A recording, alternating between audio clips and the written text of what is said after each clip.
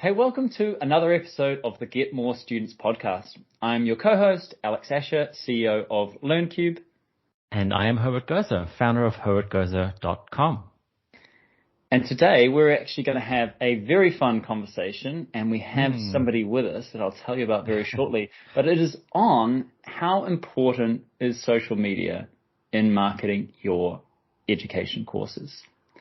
So the reason that we wanted to talk about social media in particular is because it's a marketing channel that gets so much buzz, but actually very few education companies actually do a really good job, whether that be in tutoring or in language education. And one of the reasons that we really want to talk about, certainly from a LearnCube perspective, we help online language and tutoring businesses to grow with our virtual classroom and online school solution. And so with that, we have a lot of exposure and really want to help our clients. And this is one of the best ways that they can help themselves. And Herbert, I mean, this is a lot of your business. Absolutely. I mean, we take over paid ad campaigns for language schools and education businesses, but the foundations of a successful ad campaign is having a solid social media strategy and organic traffic coming in. So this is why, social media is very important, especially these days, new audiences, new platforms coming up, and how to take advantage of them effectively. And I think, who better to help us with that really than a marketing manager of a language school, right? So exactly. We love talking about marketing, but there's nothing quite like talking to somebody that's on the ground and actually started from the ground up with social media and is doing such a great job. So I have the absolute privilege of introducing Marielle Porte, who is joining us as the marketing manager of Speakeasy Barcelona, a language school based in Barcelona. So thanks so much for joining us, Marielle. Thanks for having me. I'm happy to be here. Great.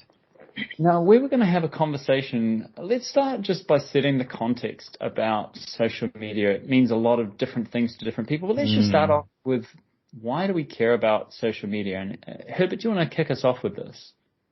Absolutely. It's one of the kind of first touch points you might have with a prospective student or a customer. It offers really a window into your company.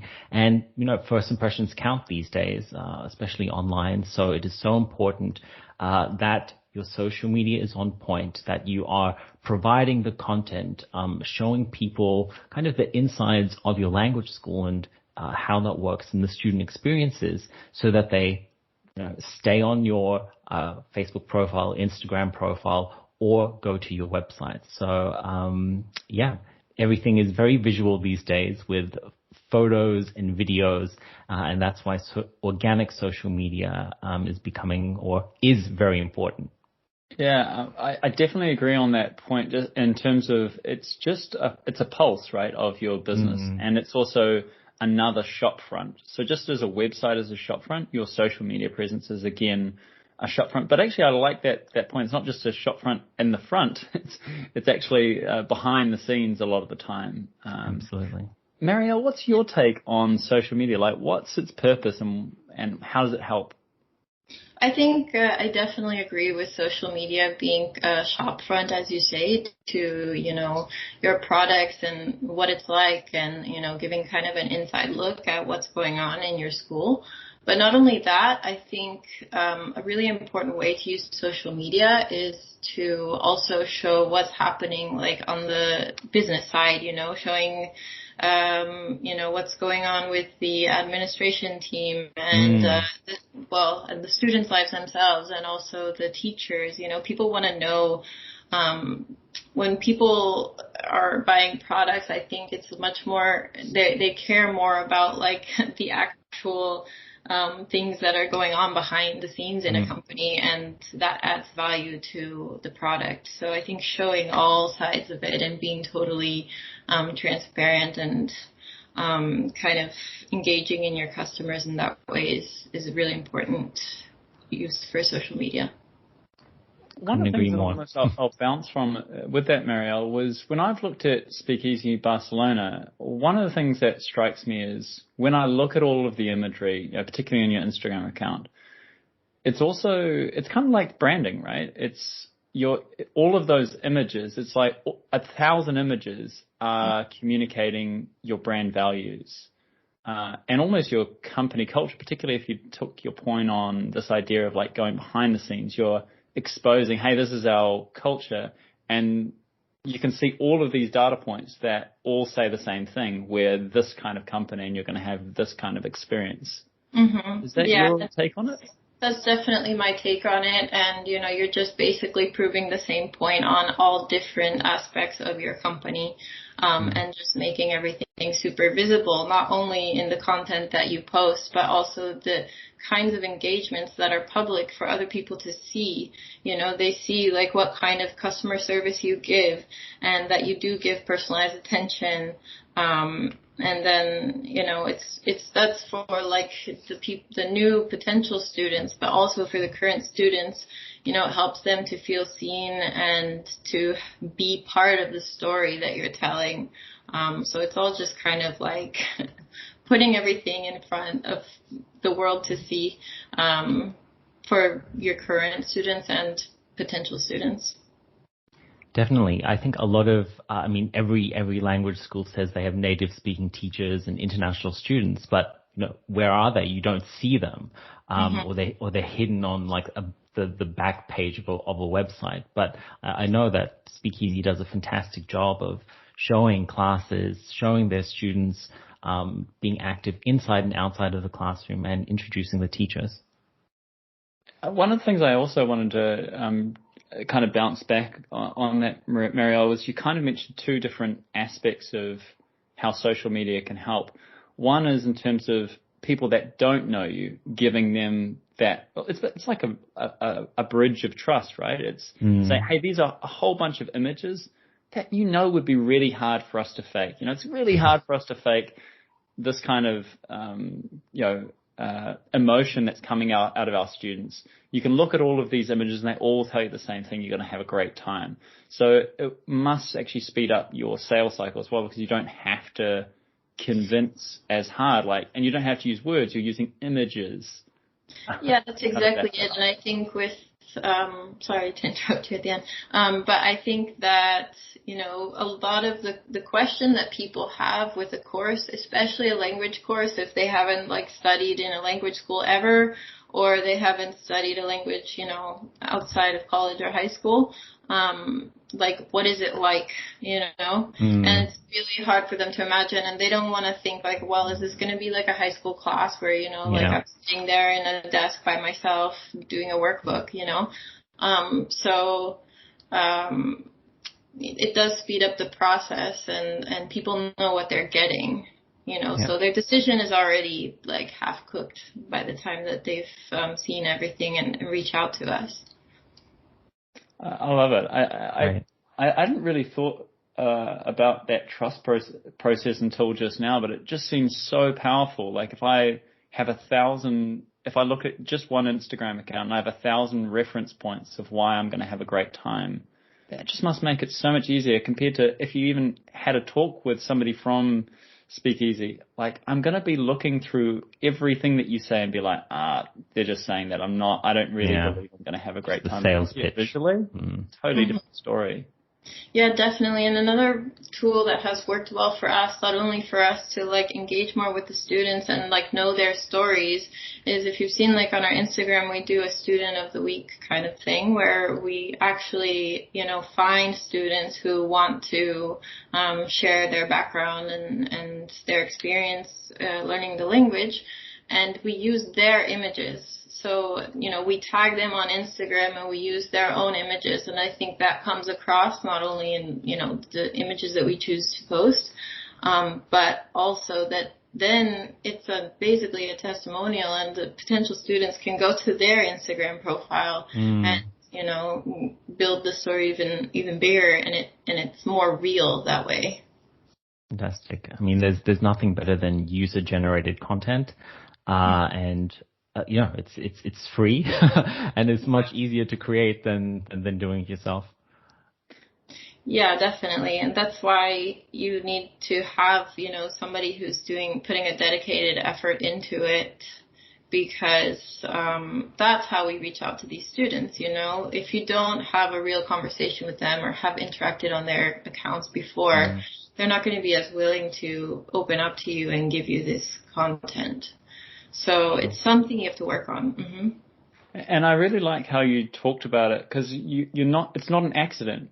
It's no accident that somebody's doing a testimonial for you every week.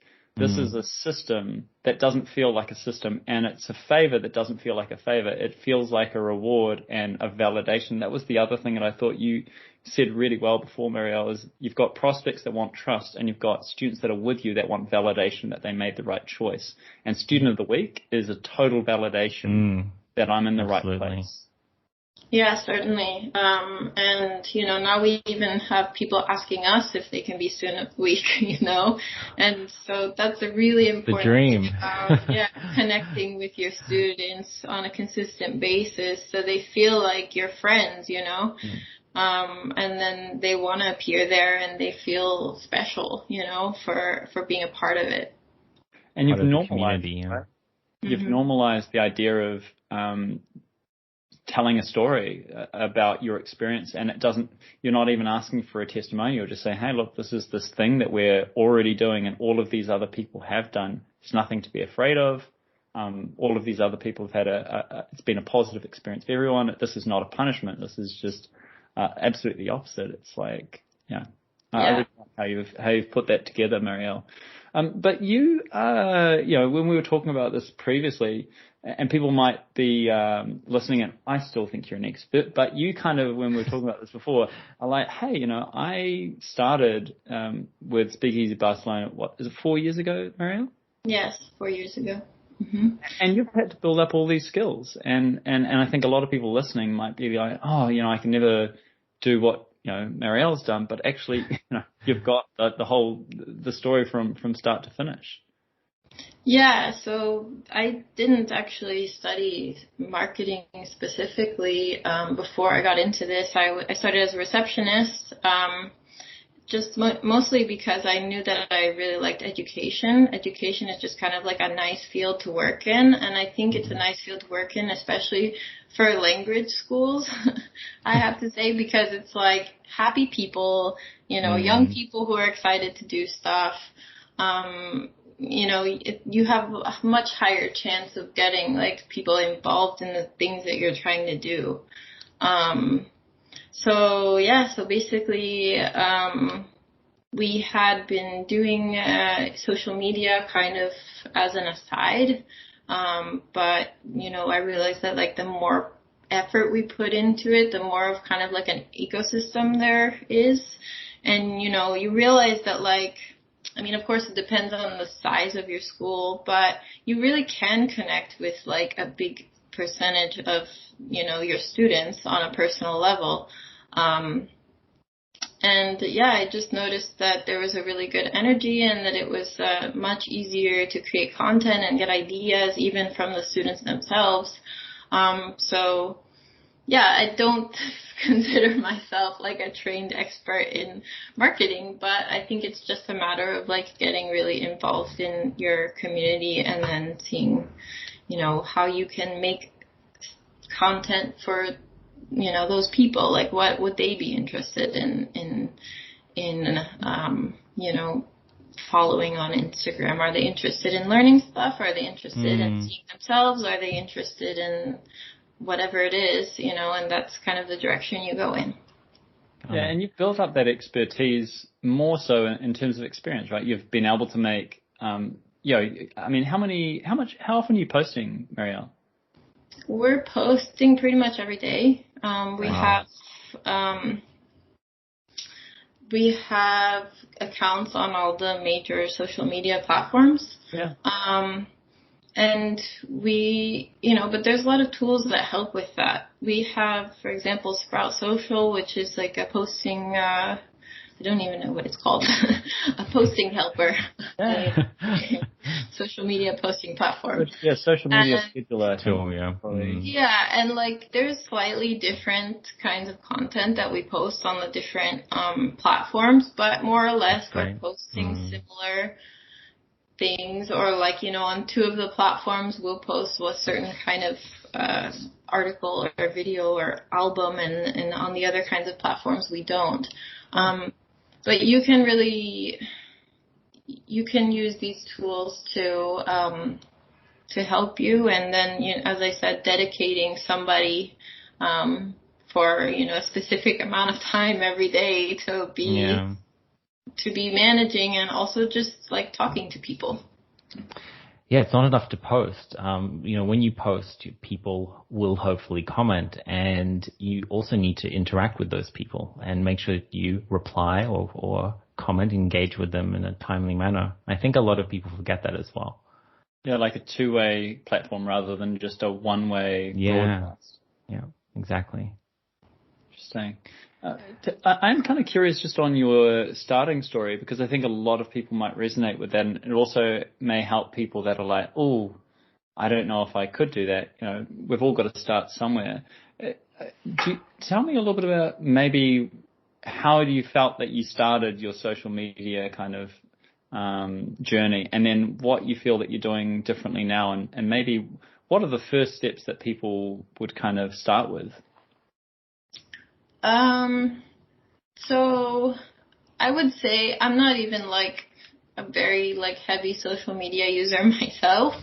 A lot of it was like quite intuitive at the beginning. It's like, okay, what do I think I would see or I would want to see? And, since I was kind of in like the target audience of the customers that we were looking at, that worked. And, but yeah, there has been a lot of changes from the beginning, from when I started. I would say that I got much more organized with the tools, for example, and with the, kind of categorizing different things, because it's really easy to run out of ideas. So that was the first thing, was getting more organized with tools, and also like having a specific plan about the different like points that I wanted to touch on with the students and the things that I felt represent our product. Right. And, kind of like doing what you think people want to see, but also, from a sales perspective, you have to take that into consideration. So yeah, just writing that stuff down and thinking, what kind of post can I make that would feel natural, but would also convey this thing? Or like, how often does it look good to post about one of our courses versus posting about, interesting content that's actually like you're giving something to the community, whether it's humor or whether it's like language learning tools.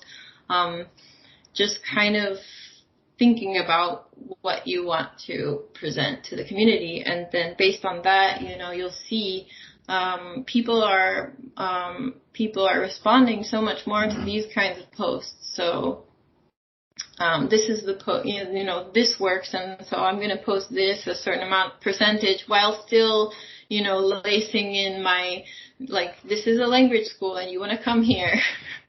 Sure. Because, it's really easy to start posting like content that's highly shareable and, engaging, but then it's like, okay, wait, but we still want students. Yeah, exactly. And Herbert, I think that was a great tip, by the way. It's certainly one thing that's very pragmatic, just simply creating like a categorization and using that to then brainstorm on. So instead of trying to brainstorm about anything, you're brainstorming around a category. Yeah. Herbert, tell me about your experience as well. Like, what have you noticed from other language schools when it comes to, what to post and maybe what's interesting? Absolutely. I mean, it depends on the language school. I see, especially with a school like Speakeasy Barcelona. Barcelona is kind of, the one major attraction, and I assume that you sell the destination quite a bit. So, that would be very different to, say, an online language school, right? But I know that a lot of schools and, their social media marketing team, they, work in categories. And, they have a kind of a posting schedule, whether it be, on Monday we do a student story, on Wednesday we do something like activities or something around the school, and then on Friday they do something more about learning, learning the language. And so by having those categories or these pillars, as they say, it's much easier to create content because I need for August, 4 of these, and 4 of these types of posts. Exactly. And that's exactly how I got organized, and it takes much less time. Yeah, definitely. So then you have that all scheduled out, and then the only thing you have to worry about is engaging with people on a day-to-day basis. One of the things that strikes me that you do very well as well, Marielle, is it seems you collaborate as a team. So it's not just one person's job to help with social media. You kind of enroll the rest of the team in that same idea. So you're actually systemizing things by, hey, we know that we're going to have activities on these days. I'm assuming you might even ask the people that are running those activities. You're also responsible for at least capturing some images from that so that we can use it on social media. Is that how you approach it? Yeah, exactly. So we do have an activities program as part of the perks of being a student at Speakeasy, and so we have the activities coordinator who is the guide on these trips. But I do tell her, I mean, she is responsible for getting pictures, and I do, she has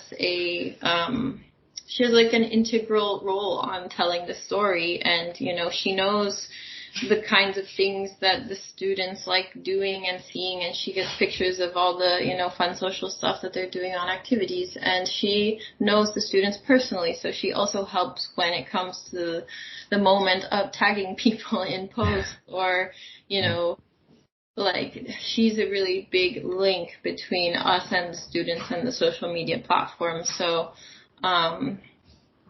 yeah, definitely. And then as far as the rest of the team goes, they all know like how important the social media marketing is for the school. So for example, the teachers, they always have to collaborate in a way whenever we do go in the classrooms and film a class. They have to ask the students if it's okay with them, and make it a positive experience for them.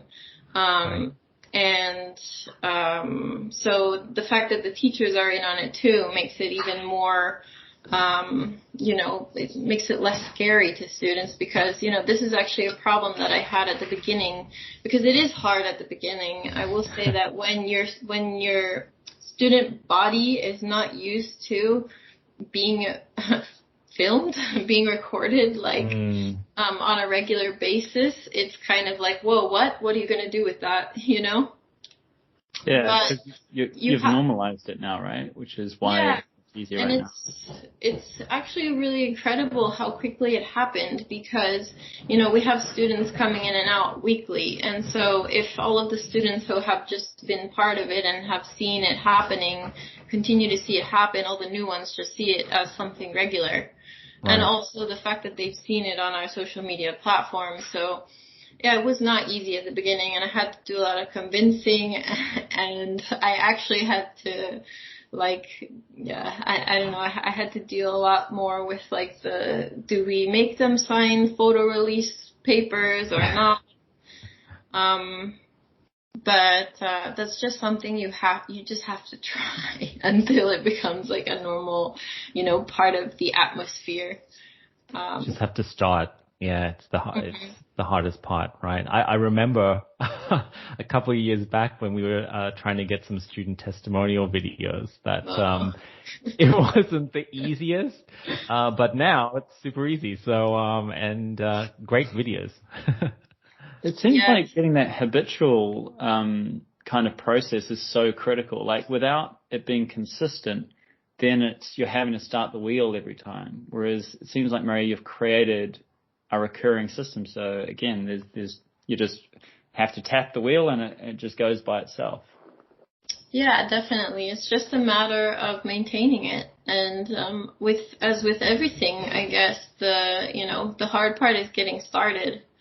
But yes, I mean, I think it's just a matter of really connecting with the community and like in a genuine way, and having somebody on your team that is kind of in their age range and, you know, their kind of circles, that makes it easier at least.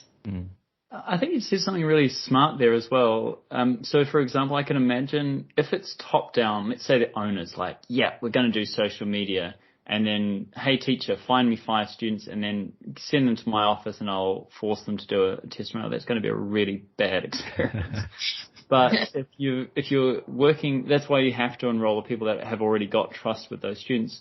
Would you, if you were to start again, do you feel I think you were kind of almost touching on the strategy, which is you have to get the teachers who have the closest connection with the student to buy into the social media, idea, and then they are the ones that become the ambassadors.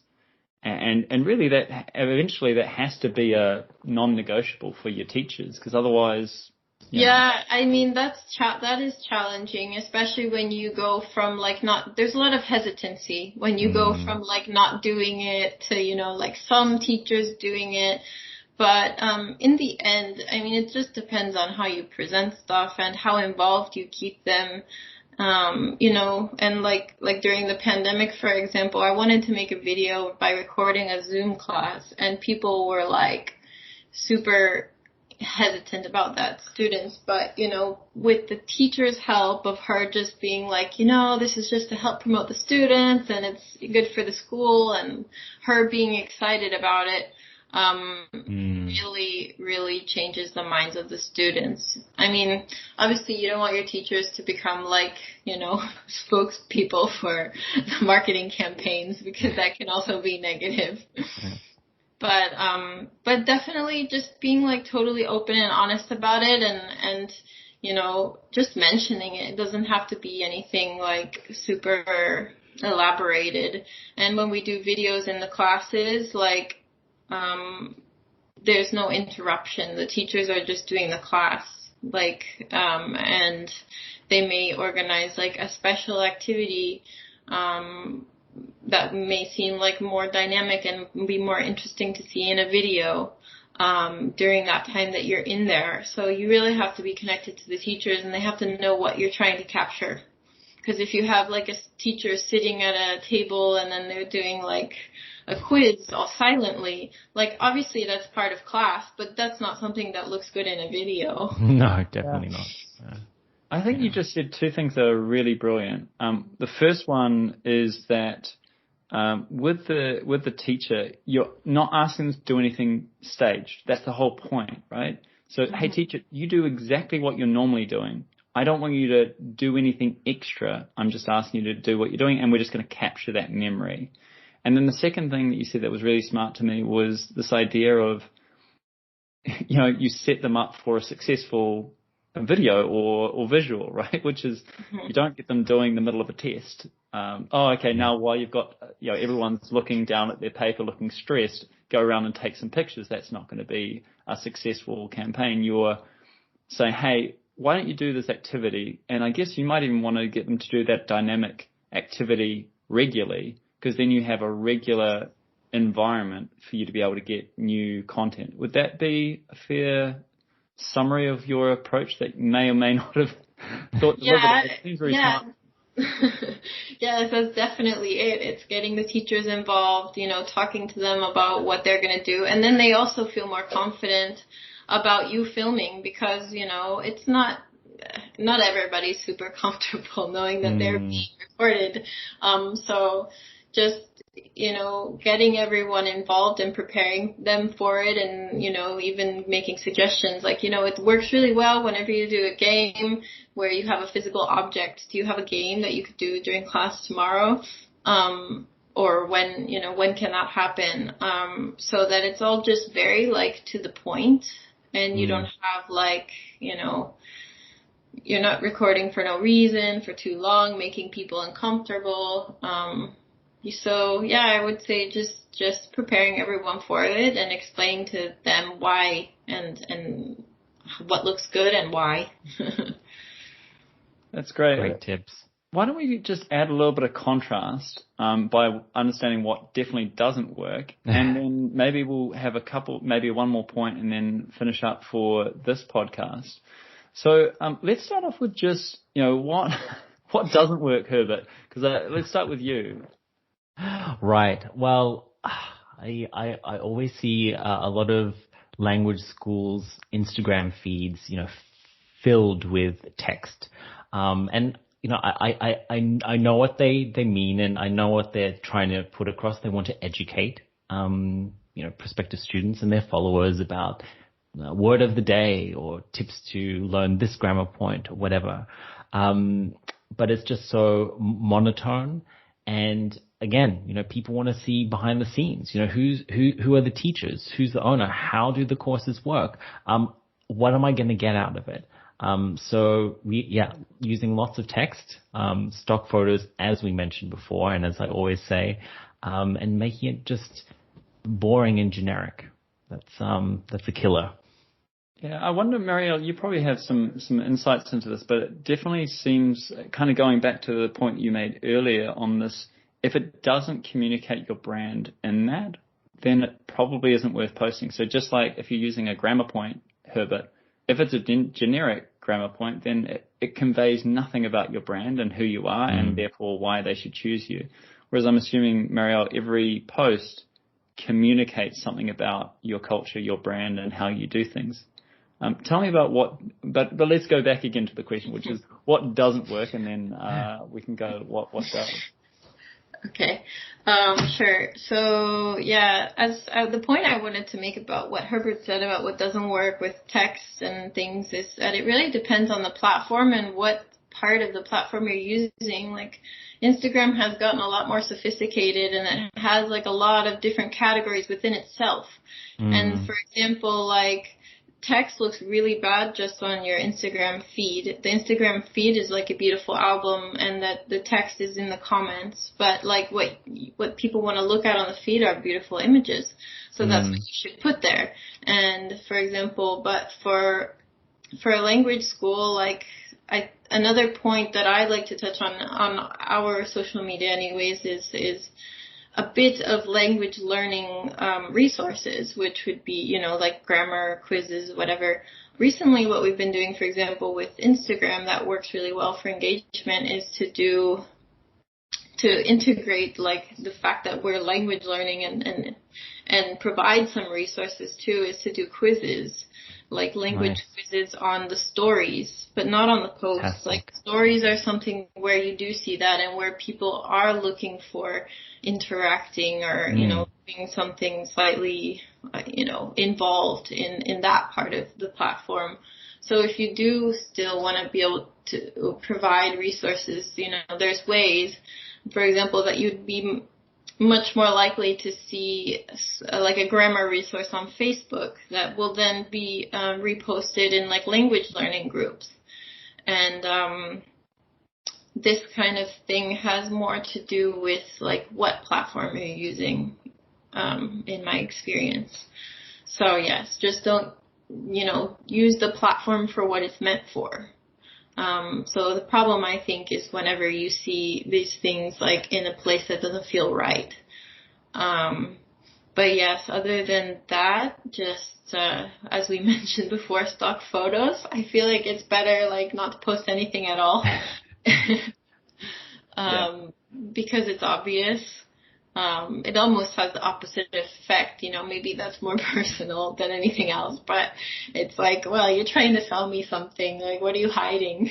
Yeah, right. Exactly. So you're conveying a mask. Yeah, definitely.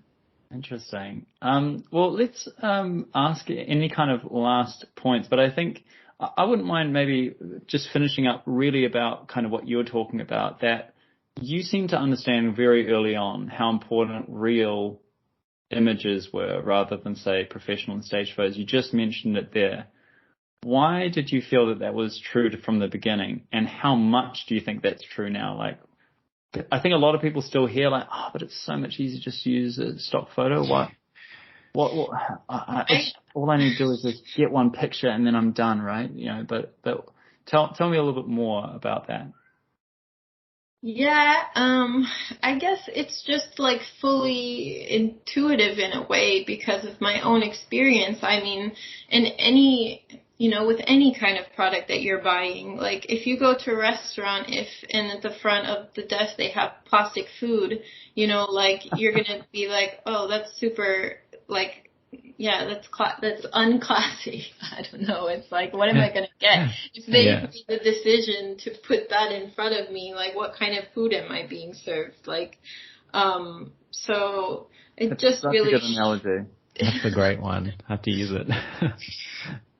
But I know it's a lot easier, and at the beginning when you need something there, I guess it is better. You need something, like that's what it's for when you don't have your own resources.